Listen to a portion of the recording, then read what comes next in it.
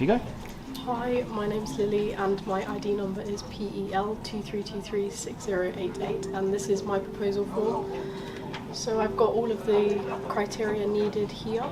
So firstly, I've got my concept. So my concept is basically to have a 2D pixel art side-scroller platformer where the player will play as a slime and they will go on a story quest. I said here it's to find their parents, but that may change along the way.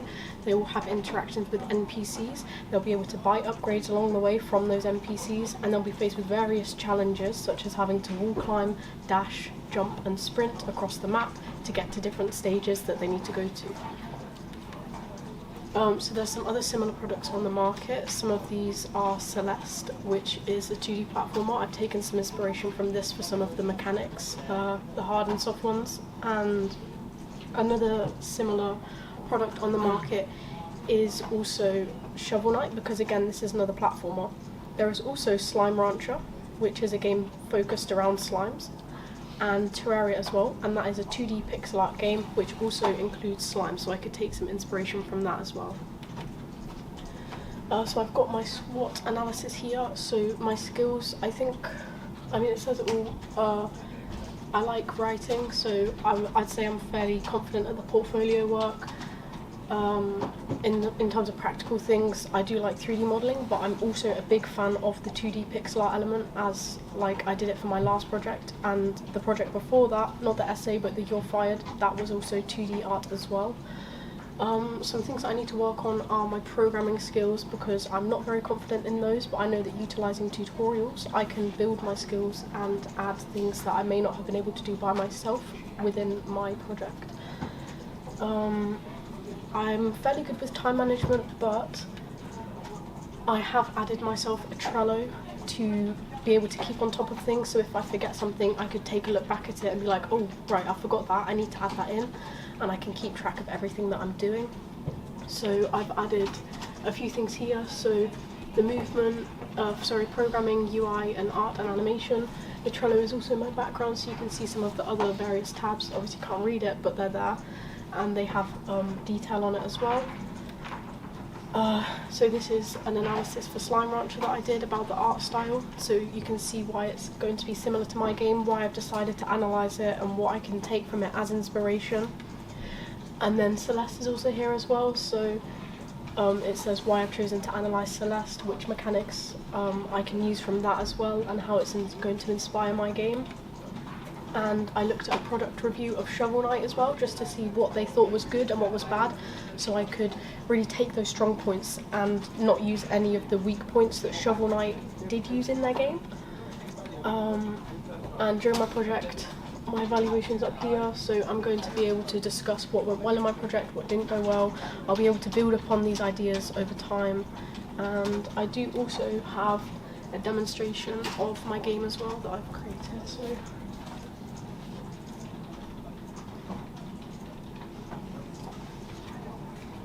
So this is just a character customization menu. I'm going to add more assets such as hats.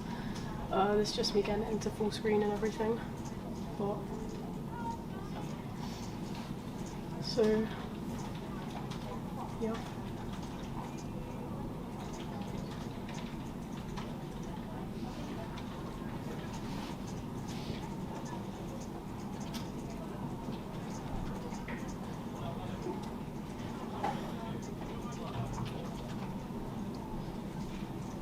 So I drew all of this in A-Sprite and everything, animated it in A-Sprite and then dragged the animator over. I used a tutorial to make the movement, and then I got some help with the sprint as well.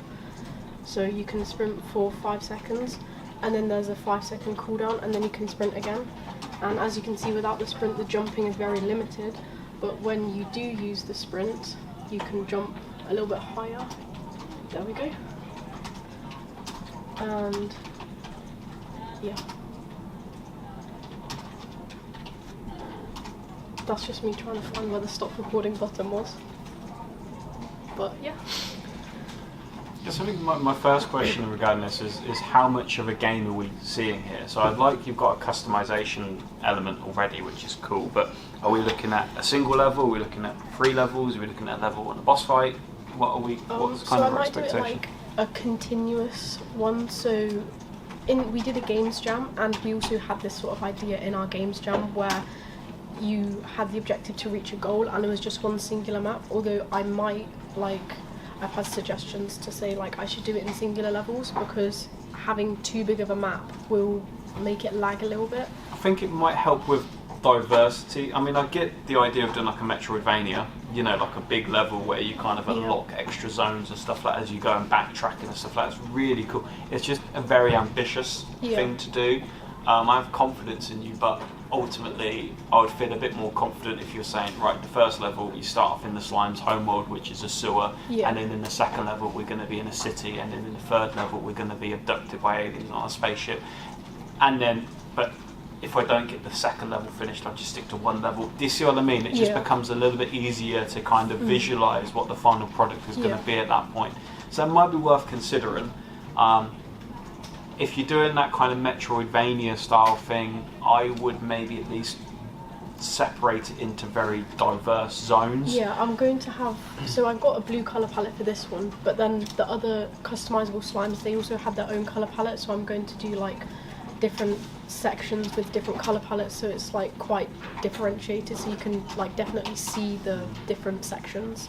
I also think the difficulty with like a Metroidvania style environment as a level plan is how you increase the difficulty curve in a very natural way. When often those games encourage backtracking. Does that make sense? So I think with more of a singular level structure, it's a little bit easier to plan your difficulty curve and spikes.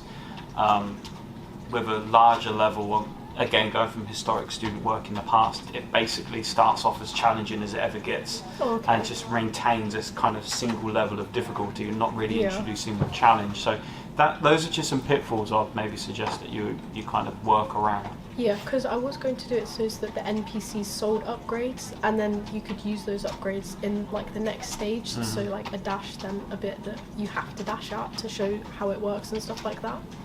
Yeah, I think in that case, I think going maybe like a level by level structure might be the way to possibly go with it. Yeah, for my idea, I sort of put what was the goal of the. Sorry. So like you reunite. If I choose the family storyline, you reunite with your family at the end with a cutscene and stuff like that. Because you might want to just start off in like the tutorial zone where because you've done things like dialogue and stuff before, where you can start off with a character, even if you don't interact with them, their tutorial pop-up is built into the scene.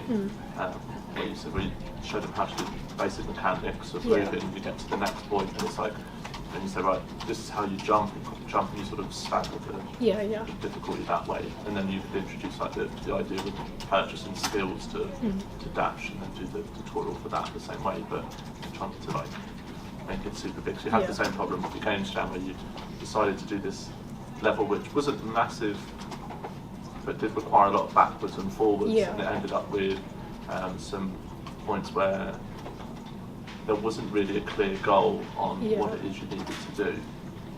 Just try focus on sort of one goal to start with at least, rather than this huge like I'm going to reunite with my family at the end. There's going to be a cutscene. Think about like the journey.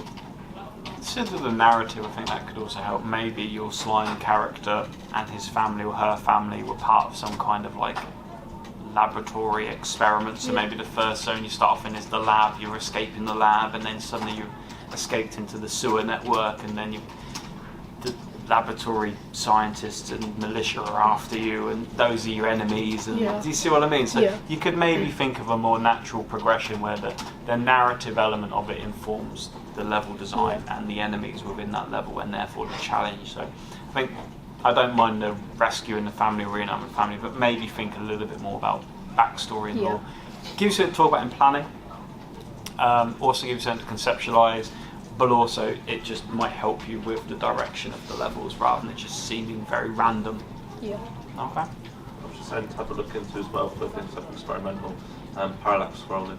Just to make the scene look a lot more visual, where your foreground, your background, just I say staggered, but you have a script attached to them that scrolls in different speeds, just to make it look sort of visual, and one sort of like a whole background which just moves as you do, as well as a 2D virtual camera from Cinema Machine. Your camera's got. I do have a script on it You don't need to put a script on it, no. Oh, okay. If you just add a 2D virtual camera from Cinemachine, even things when you jump, rather than it being hard set to the character, will have like a smooth transition. Okay. Where the character can move out of a specific dead zone for a second and it will catch up. Okay. There is a name for it, but I can't remember what it's called. But that's all pre-built into the Cinemachine camera, so it just sort of helps make it hot. Thank you. I think we're happy to green up the idea. There's just some feedback there to kind of develop as you go into the research and production. Really helpful with your presentation to show a demo of what you've already got, and it really kind of helps sell it. Okay, so well done. Thank you.